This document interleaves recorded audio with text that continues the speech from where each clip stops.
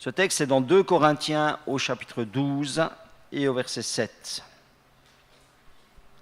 Là, il est dit, et pour que je ne sois pas enflé d'orgueil à cause de l'excellence de ces révélations, il m'a été mis une écharde dans la chair, un ange de Satan pour me souffleter et m'empêcher de m'enorgueillir. 3 fois, j'ai prié le Seigneur de l'éloigner de moi, et il m'a dit, ma grâce te suffit, car ma puissance s'accomplit dans la faiblesse. Je me glorifierai donc bien plus volontiers de mes faiblesses, afin que la puissance de Christ repose sur moi. C'est pourquoi je me plais dans les faiblesses, dans les outrages, dans les calamités, dans les persécutions, dans les détresses pour Christ, car quand je suis faible, c'est alors que je suis fort. Amen. Voilà. Donc, peut-être un petit résumé avant d'entrer dans notre sujet du jour. On a dit que ce qui s'est passé dans le Jardin d'Éden a profondément déréglé ce qui était très bon au départ. Voilà, l'action du serpent auprès de la femme et de l'homme a profondément déréglé ce qui était très bon au départ. Parce que la femme va obéir aux suggestions du serpent. On a vu que toutes les fonctions de notre personnalité avaient été altérées, faussées. Je ne reviens pas sur tout ce qui a été dit.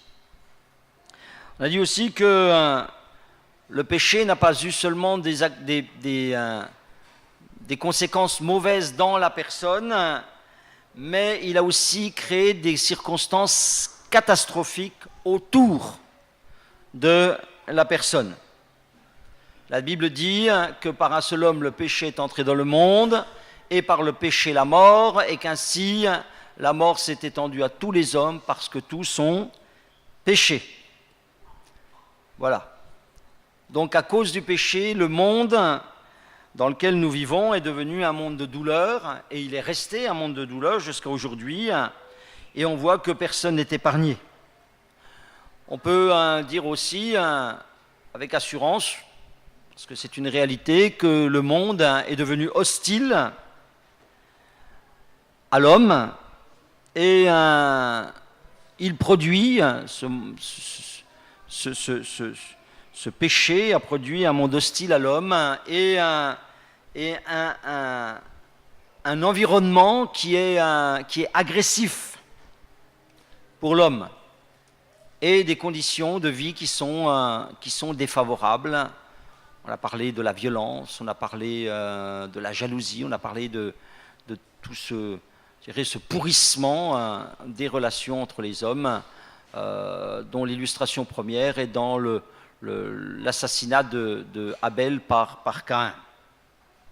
À tout cela, donc à cet homme dégradé, déréglé, à ce monde déchu, corrompu, s'ajoute encore l'action du diable.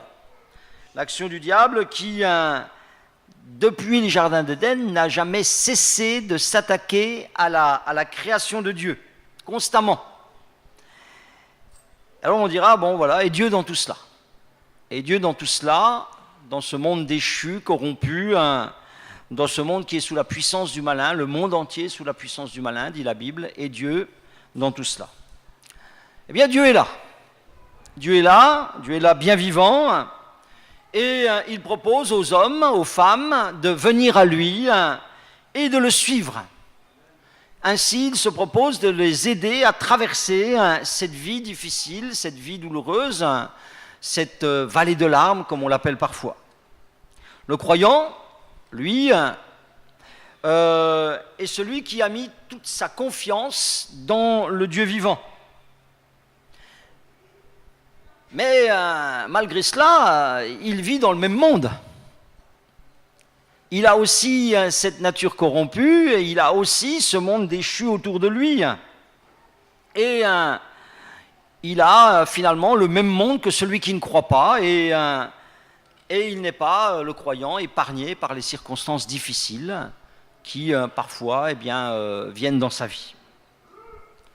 La semaine dernière, je vous ai donné l'exemple de Job. savez que Dieu dit de lui au départ, voici mon serviteur Job, il n'y a personne comme lui, il est personne comme lui sur la terre, c'est un homme intègre et juste et droit, craignant Dieu et se détournant du mal. Voilà. C'est un portrait extraordinaire pour un croyant, et on se dit qu'un tel homme ne devrait pas vivre de problèmes dans sa vie. Il n'y a personne comme lui sur la terre, craignant Dieu, se détournant du mal, intègre et droit. Et un tel homme ne devrait pas avoir de problème, et pourtant c'est le contraire qui va arriver. N'est-ce pas ? On voit que tout un tas de circonstances difficiles vont venir envahir sa vie.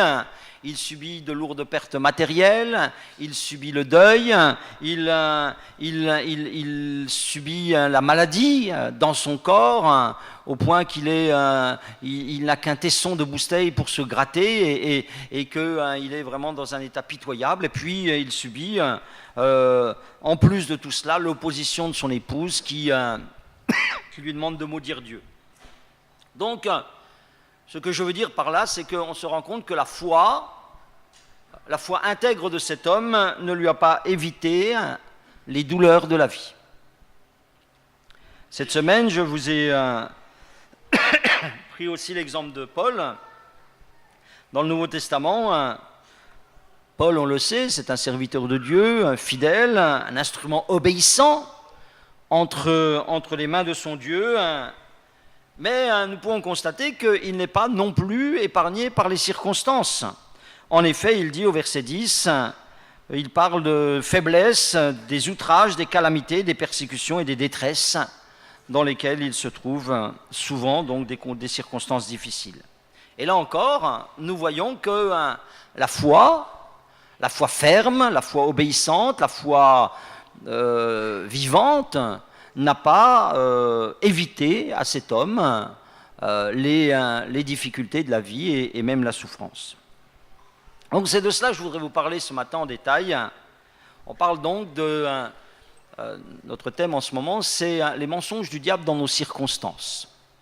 La semaine dernière, je vous ai dit qu'il y a un mensonge qui consiste à croire que si les circonstances étaient différentes, on serait différent. On a vu que ça, ce n'était pas une vérité.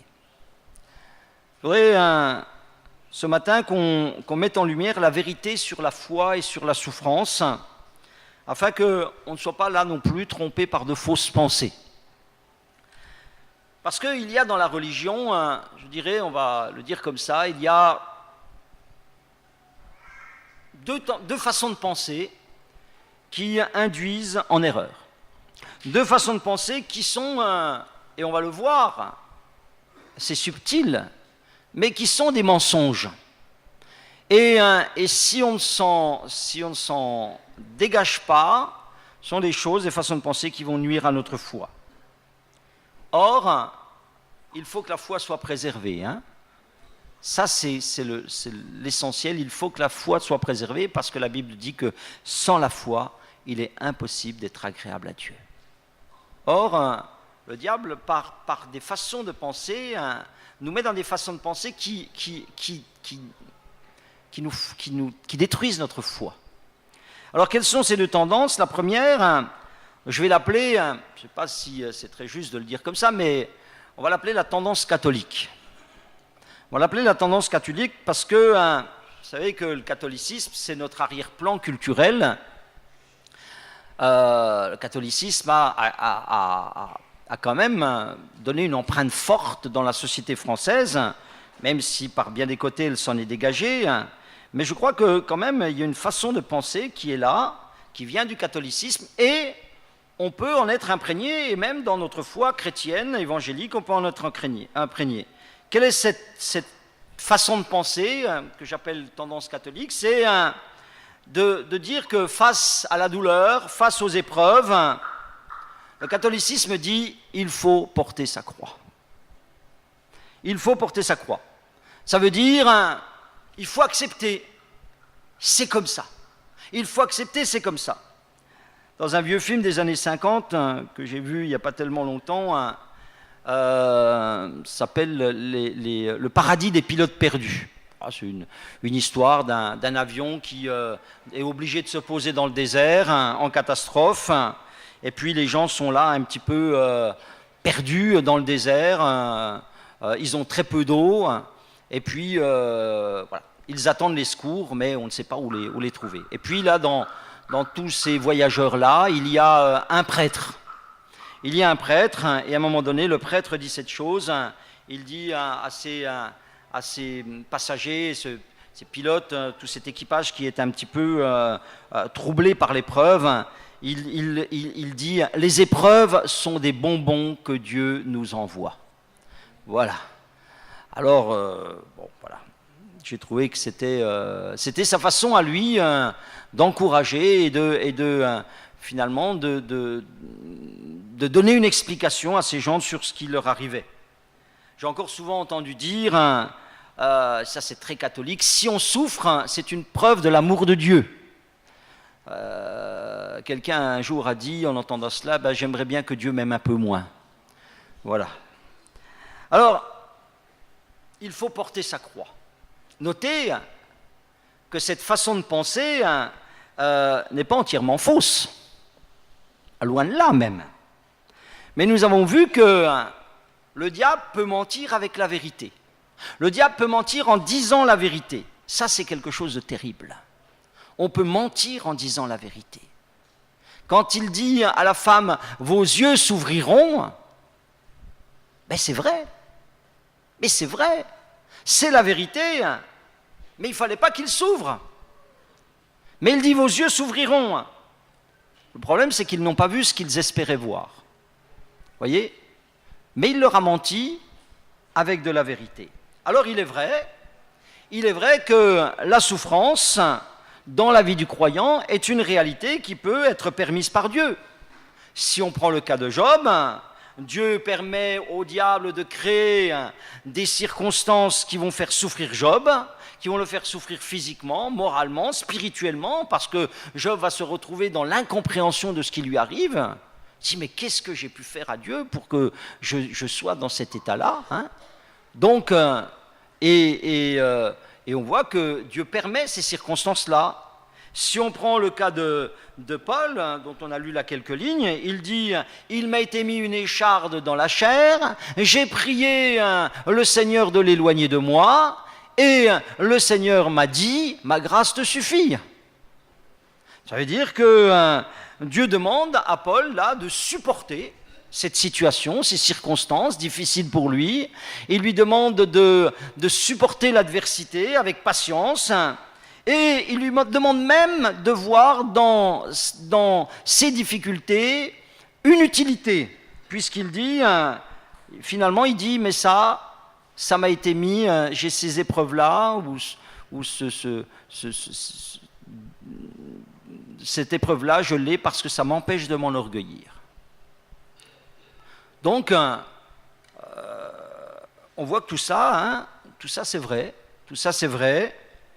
Il y a des circonstances difficiles dans la vie des croyants et il faut, je dirais, une certaine acceptation de ces circonstances difficiles. Job doit accepter les choses par lesquelles il passe et il les accepte. Hein. Dieu a donné, Dieu a repris, que l'Éternel soit béni. Et l'apôtre Paul doit accepter cet ange de Satan qui est une écharde pour lui dans la chair, et puis il faut qu'il fasse avec.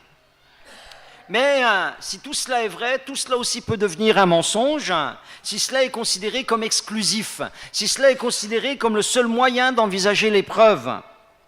En effet, si la foi n'est regardée qu'au travers de ces deux expériences négatives de Paul et de Job, cette foi-là, elle va finir par être découragée, elle va finir par être abattue, parce que finalement, à quoi ça sert de croire si ce n'est que pour subir ? Et c'est vrai. À quoi ça sert de croire si ça ne change rien dans ma vie ? À quoi ça sert un Dieu qui serait à 500 000 kilomètres d'ici et qui ne s'intéresserait pas à l'être humain ? À rien. Pourquoi est-ce que moi je m'intéresserais à un Dieu qui ne s'intéresse pas à mes misères ? Aucune raison de le faire. Nous pouvons et nous devons nous intéresser à Dieu, c'est parce que c'est un Dieu qui s'est intéressé à nous. Parce que c'est un Dieu qui s'est intéressé à notre souffrance, à notre misère, et qu'il est venu au milieu des hommes. Mais si nous avions affaire à un Dieu qui ne s'intéresse pas à nous, pourquoi on s'intéressera à lui? Mais Job, ce n'est pas que l'épreuve. Voyez ? C'est pour ça que cette façon de penser catholique, même si elle est vraie au départ que effectivement Dieu est souverain et que on doit accepter aussi ce que la vie nous donne, mais Job, ça n'est pas que cela. Job, en fin de compte, lorsqu'on lit l'histoire jusqu'au bout, c'est le relèvement, c'est la restauration et c'est la guérison. Amen. Et puis Paul, pareil, sa vie n'est pas que difficulté. C'est aussi, même s'il parle là d'outrage, de calamité, de persécution et de détresse, c'est quoi son témoignage? Son témoignage, et on va le lire dans 2 Timothée, son témoignage, c'est l'intervention permanente de Dieu dans ses difficultés. Ainsi, dans 2 Timothée au chapitre 3,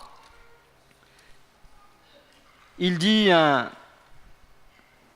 verset 10, pour toi tu as suivi de près mon enseignement, ma conduite, mes progrès, mes projets, ma foi, ma douceur, mon amour, ma constance, mes persécutions, mes souffrances. À quelle souffrance n'ai-je pas été exposé? À Antioche, à Icône, à Lystre. Quelle persécution n'ai-je pas supportée? Et le Seigneur m'a délivré de toutes. Et le Seigneur m'a délivré de toutes. Voyez? Il ne s'agit donc pas de porter sa croix tout le temps, de subir tout le temps, un temps peut-être, mais le Dieu vivant, le Père de Jésus-Christ, est un Dieu de délivrance. Amen. C'est un Dieu de délivrance pour les hommes et au milieu des hommes. Certes, pour Jésus, il y a la croix, et par la croix, il y a la mort, mais ensuite, il y a la résurrection, et il y a la victoire sur la mort. Vous voyez ce que je veux dire? Il n'y a pas que la croix. Il y a la résurrection. Il n'y a pas que l'épreuve, il y a la victoire dans l'épreuve. Amen. Donc, attention avec la première tendance, qui est une tendance de l'acceptation, je dirais aveugle et fataliste, surtout fataliste, de ce qui nous arrive. Attention maintenant avec la deuxième tendance, à l'inverse. Celle-là, je vais l'appeler la tendance évangélique. Tendance évangélique, c'est celle qui dit que, puisqu'on est chrétien, on ne devrait pas souffrir. Puisqu'on est chrétien, on ne devrait pas avoir de problème. Ça aussi, c'est un faux évangile. Ça aussi, c'est un faux évangile. Et c'est vrai qu'on peut entendre, et certainement les uns les autres, vous allez écouter des prédications sur Internet, il y en a à profusion, il y a toutes sortes de choses. Et puis, on peut entendre des prédications qui promettent à ceux qui acceptent Christ une paix, une joie continuelle. Et c'est vrai, il y a des versets pour cela. Qui promettent à ceux qui acceptent Christ une demeure dans le ciel. Alléluia, et c'est vrai, il y a des versets pour cela. Qui promettent à ceux qui viennent à Christ une vie prospère ici-bas. Et c'est vrai aussi qu'il y a des versets pour cela. Et que moi-même, je peux prêcher ce genre de message. Voyez, tout cela est vrai aussi, parce que la Bible est un livre de promesses de victoire, mais ceci aussi peut être un mensonge. Voyez, le diable même peut nous mentir avec ce genre de prédication, et ça peut faire beaucoup de dégâts dans notre foi si on ne prêche pas tout le conseil de Dieu. Ainsi, dans Matthieu chapitre 13, vous allez voir ce qui se passe. Si on n'a qu'une vision idéale et idéaliste de l'évangile sur la terre. Ainsi, il est dit, Matthieu chapitre 13, verset 21,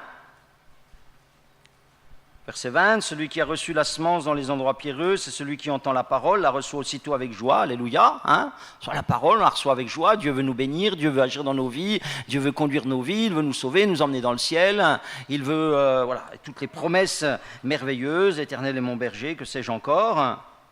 Mais il est dit, mais il n'a pas de racine en lui-même, il croit pour un temps, et dès que survient une tribulation ou une persécution à cause de la parole, il y trouve une occasion de chute. Parce que, qu'on le veuille ou pas, les circonstances difficiles font partie de notre vie. Voyez ? Donc si j'entends une parole qui me dit que tout va aller simplement bien, et que tout d'un coup il arrive des difficultés dans ma vie, voilà, qui ne correspondent pas à ce que j'ai entendu, donc je vais laisser la foi de côté, je vais laisser ce message de côté, parce qu'il ne correspond pas à ma réalité. Il y trouve une occasion de chute. Voilà ce qui va arriver quand on pense que la vie, elle doit être une vie sans problème. L'apôtre Paul disait, il va le dire ça aux Éphésiens, qu'il leur avait prêché tout le conseil de Dieu sans rien cacher. J'aimerais vous montrer quelque chose de très intéressant que j'ai relevé ce matin, dans le livre des Actes, au chapitre 14. Tout le conseil de Dieu sans en rien cacher.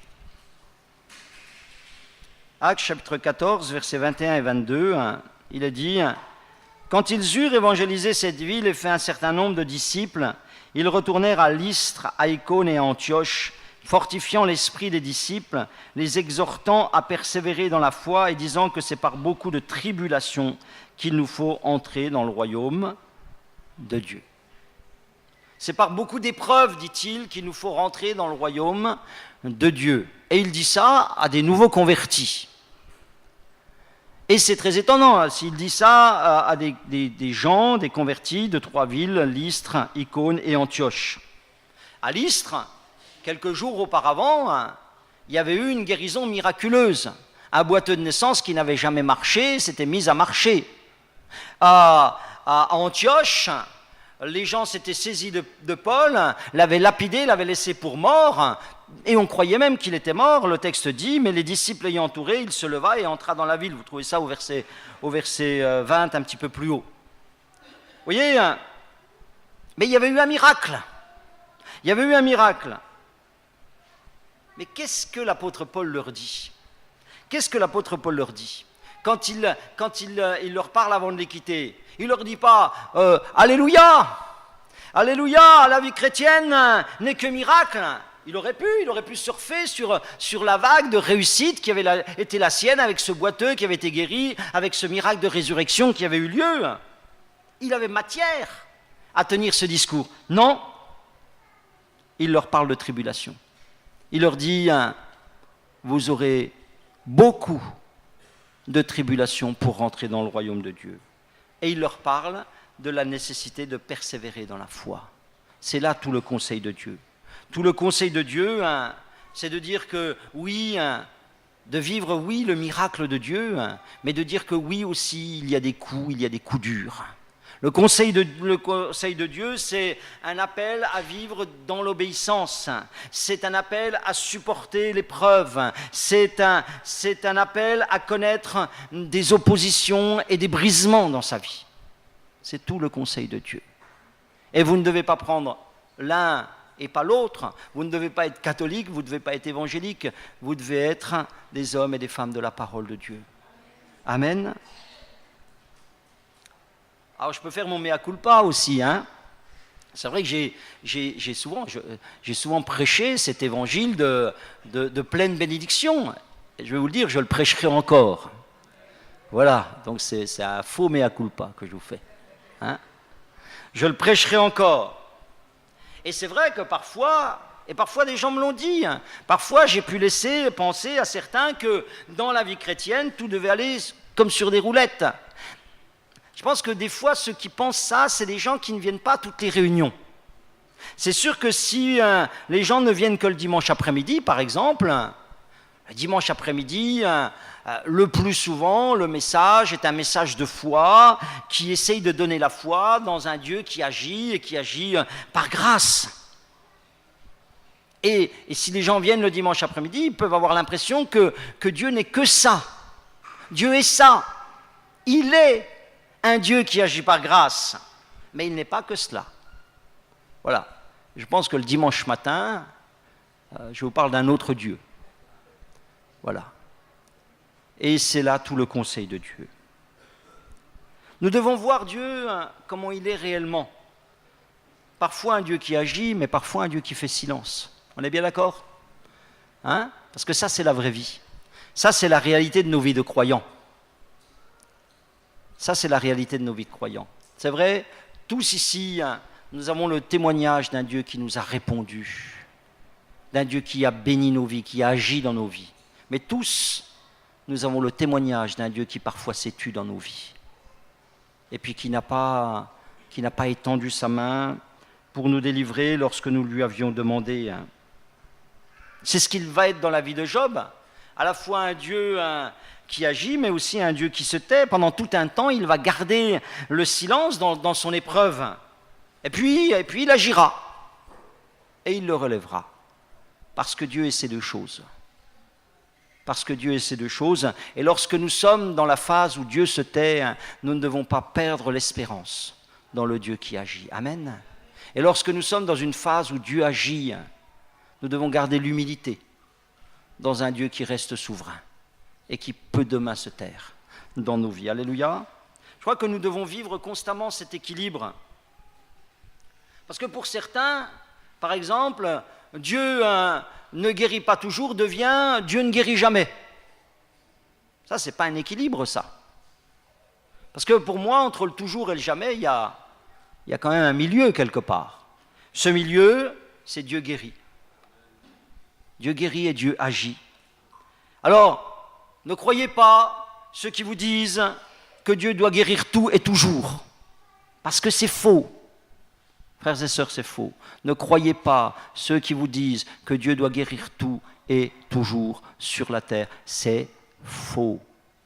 Et puis, ne croyez pas non plus ceux qui vous disent que Dieu ne guérit jamais, parce que ceux-là aussi ont tort. Croyez que Dieu guérit. Croyez que Dieu fait grâce au milieu des hommes pour les soulager dans leur misère, parce que ça, c'est l'Évangile. Ça, c'est la Bible telle qu'on peut la lire. Quand on lit une histoire d'un bout à l'autre, l'histoire de Job d'un bout à l'autre, l'histoire de Paul d'un bout à l'autre. Dans Actes au chapitre 10, au verset 38, puisque nous sommes là dans le livre des Actes, pas très loin, on peut lire encore ce verset. Vous savez comment Dieu a oint de Saint-Esprit, verset 38, et de force, Jésus de Nazareth, qui allait de lieu en lieu, faisant du bien et guérissant tous ceux qui étaient sous l'empire du diable, car Dieu était avec lui. Amen. On le voit, hein ? Il ne s'agit pas seulement de supporter et de subir, mais de vivre aussi la délivrance par la puissance de Dieu. Amen. Ce sont les deux choses. Ce sont les deux choses et nous devons les prendre en compte. Ainsi donc, je vais aller un petit peu plus loin, il y a une vérité qui subsiste, c'est que même si la délivrance existe, la souffrance fait partie de la vie chrétienne. Et il faut, en tant que chrétien, qu'on intègre cette vérité spirituelle. Parce que sinon, on va devenir des disciples mous. On va devenir des disciples qui manquent de conviction, qui n'intègrent pas qu'il y a un combat spirituel. Si nous n'intégrons pas que la souffrance fait partie de la vie chrétienne, nous risquons d'être conduits dans la révolte ou dans l'incrédulité lorsque l'épreuve et la souffrance viendront dans nos vies. Il faut, pour le dire encore autrement, il faut considérer la souffrance ou l'épreuve comme une matière obligatoire dans l'école de Dieu. Voilà. C'est pas travail manuel, hein, c'est pas ou musique, c'est-à-dire une matière qu'on prend ou qu'on prend pas. C'est une matière obligatoire. J'aurai ça. À l'école de Dieu, j'aurai forcément ça, à un moment ou à un autre dans ma vie.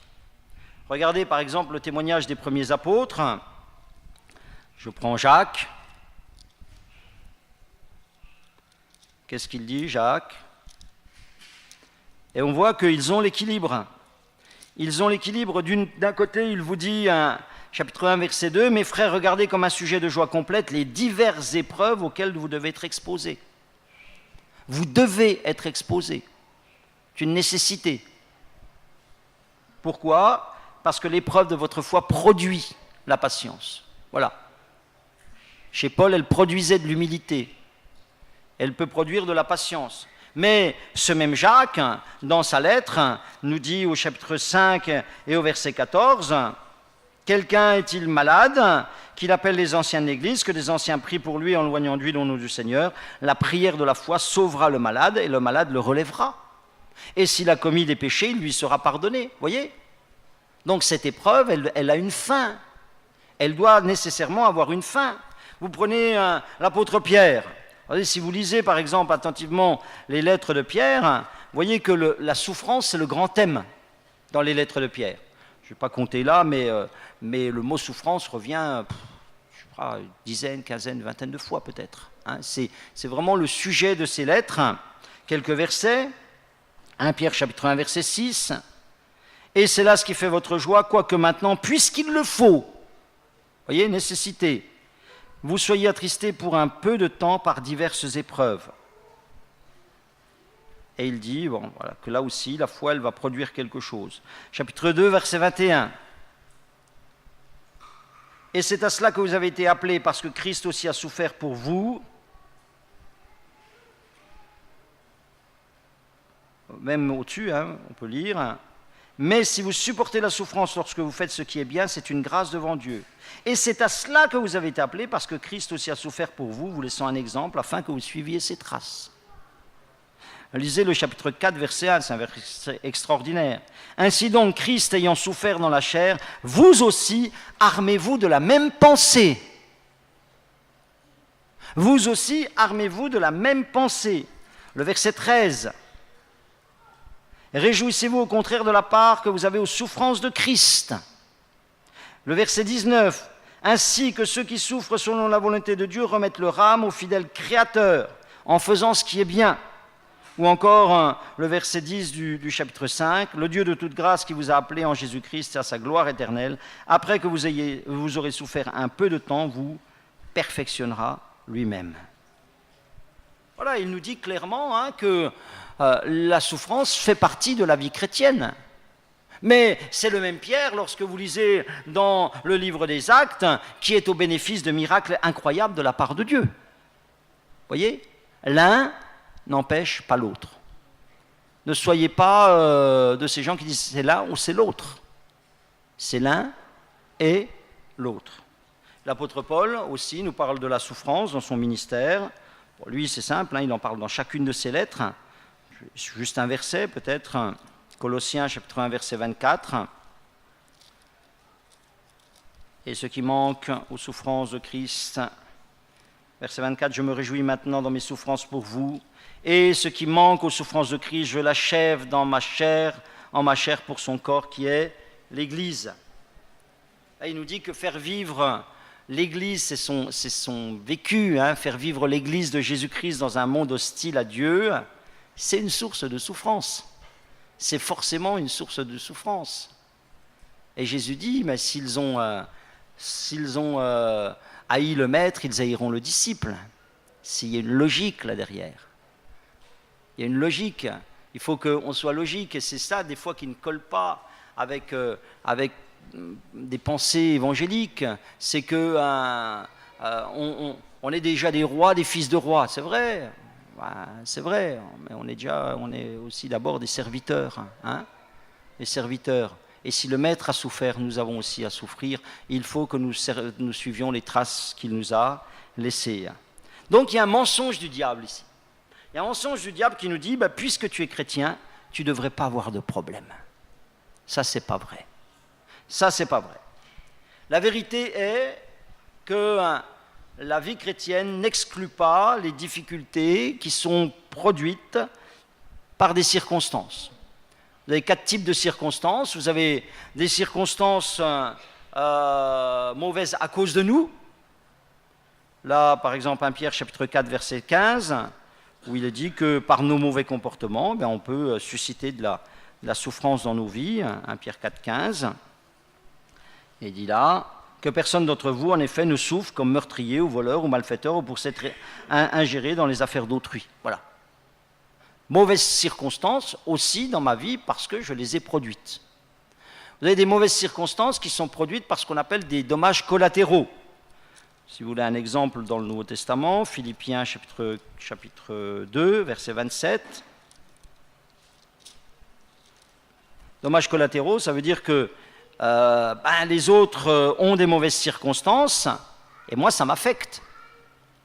Quelqu'un est dans le deuil, un membre souffre, les membres souffrent avec lui. Voilà, c'est dans cet esprit-là. Philippiens, chapitre 2, voilà, l'apôtre Paul dit, il parle d'un de ses amis, d'un de ses collègues dans le ministère. Il a été malade, en effet, et tout près de la mort, mais Dieu a eu pitié de lui, et non seulement de lui, mais aussi de moi, afin que je n'ai pas tristesse sur tristesse. Vous voyez ? Il est affecté par des circonstances qui ne sont pas directement les siennes, mais qui le touchent aussi. Il y a des circonstances mauvaises à cause du diable, je n'y reviens pas, c'est Job, c'est Paul, c'est Satan, c'est Jésus qui dit « Satan vous a réclamé pour vous cribler ». Voilà. Et puis, il y a des circonstances mauvaises, on va les appeler comme ça, en mettant des guillemets, à cause de Dieu. Ainsi, dans Hébreux, il est dit, au chapitre 5, au verset 8, il a appris les parler de Jésus, bien qu'il soit fils, l'obéissance par les choses qu'il a souffertes. Voilà. Donc, il a appris l'obéissance par les choses qu'il a souffertes. Il a eu des circonstances difficiles, le Seigneur. Et elles étaient une totale volonté de Dieu. Et en finalité, la question est de savoir quelle doit être mon attitude lorsque je traverse des circonstances difficiles. Voilà. J'espère que vous avez compris la pensée de ce matin. Les circonstances difficiles font partie de la vie, pas de la vie du chrétien, elles font partie de la vie. Voilà. Et que parce que je fais partie de la vie, forcément, j'y serai exposé.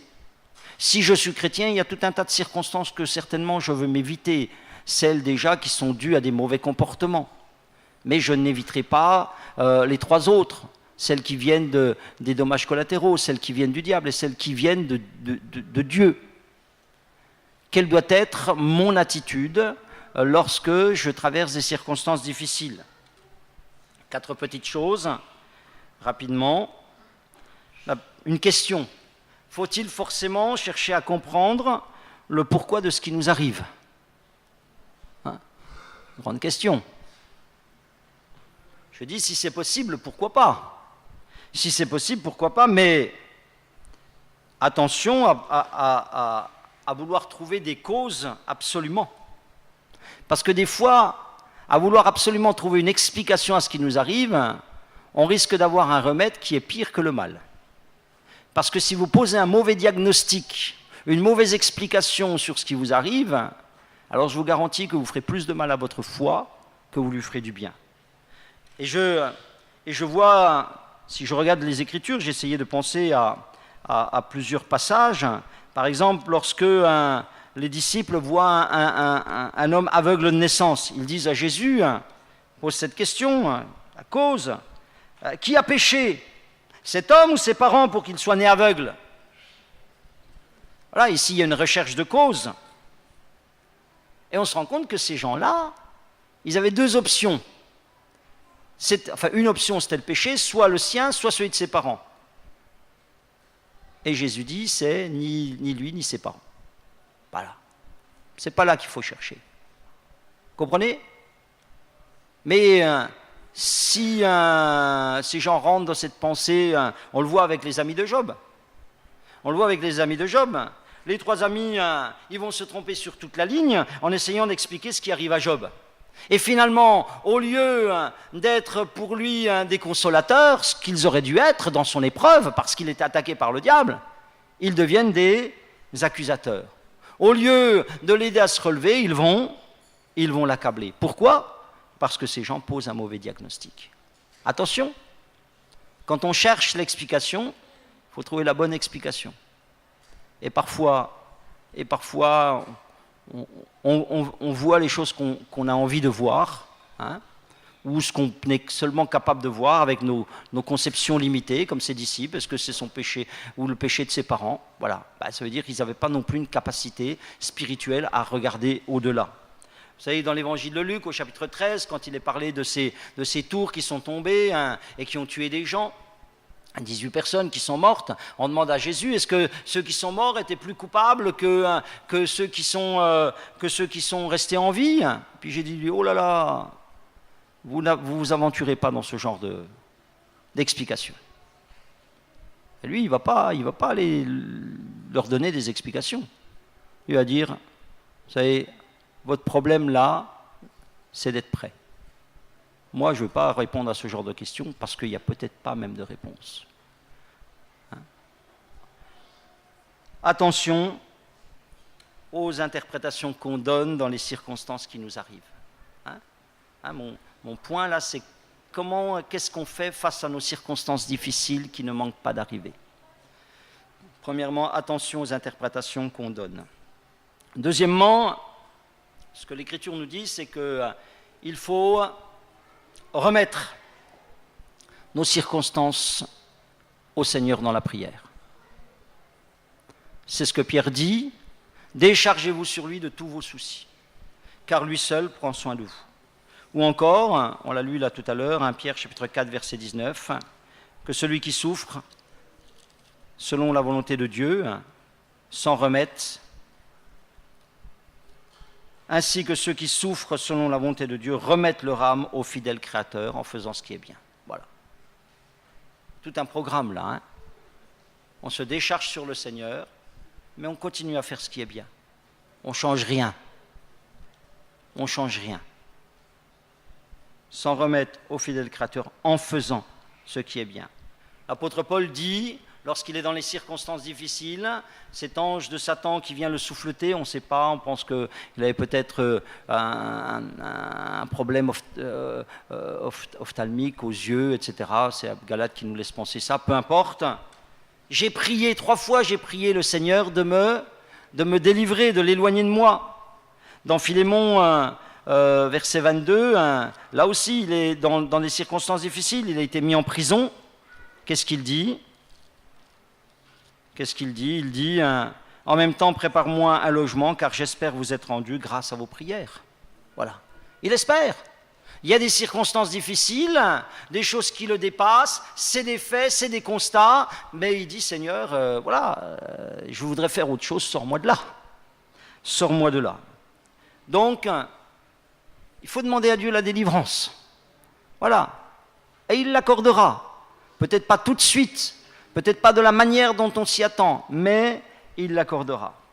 Troisièmement, dans ces circonstances difficiles, il faut regarder nos circonstances à la lumière de ce qu'elles produisent dans nos vies, de ce qu'elles doivent produire dans nos vies. L'épreuve produit la patience. Cela m'arrive pour m'empêcher de m'enorgueillir. Et là, on pourrait passer la matinée à parler de cela.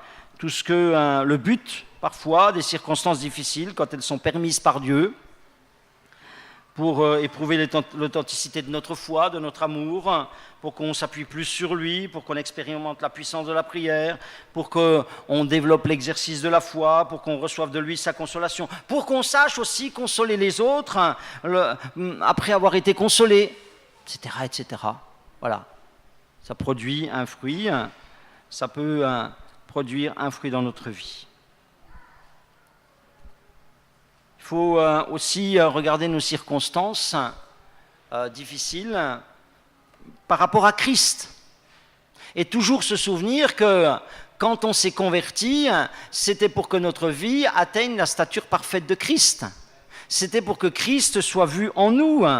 C'est de se souvenir que nous sommes appelés à ressembler à Christ. On a lu 1 Pierre chapitre 2 verset 21 que Christ a souffert pour vous, vous laissant un exemple afin que vous suiviez ses traces.